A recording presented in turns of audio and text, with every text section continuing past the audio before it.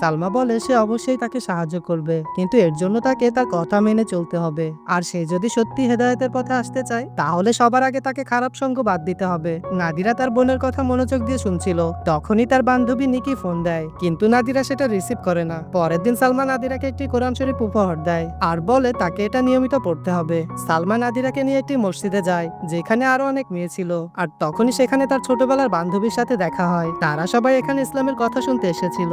সালমা নাদিরাকে তার ছোটবেলার বান্ধবীর সাথে সম্পর্ক বাড়াতে বলে, কারণ ভালো সঙ্গ সবসময় একজন মানুষকে ভালো কাজ করতে সাহায্য করে। তারা ওস্তাদ সাহেবের কথায় মনোযোগ দেয়, কিন্তু ওস্তাদের কথা শুনে তারা ভয় পেয়ে যায়, কারণ তার কথা শুনে মনে হচ্ছিল সে ঝগড়া করছে। ইসলামের কথা সবসময় অনেক কোমল স্বরে বলা উচিত, কিন্তু ওস্তাদ সেটা না করে কে জাহান্নামে যাবে, কেন যাবে এগুলো উচ্চ স্বরে বলতে থাকে, যেটা একদমই উচিত নয়। ওস্তাদের বয়ান শুনে নাদিরা কিছুটা হতাশ হয়ে যায়, যেটা সালমা বুঝতে পারে। এই জন্য সে একজন ভালো ওস্তাদ খুঁজতে থাকে যার বয়ান বলার ভাষা হবে সুন্দর ও সাবলীল, যাতে নাদিরা মনোযোগ দিয়ে ইসলামের জ্ঞান অর্জন করতে পারে। অনেক খোঁজাখুঁজির পর আমির নামের একজন ওস্তাদকে খুঁজে পায়। পার্ট 3 দেখতে চ্যানেলটি সাবস্ক্রাইব করে রাখুন।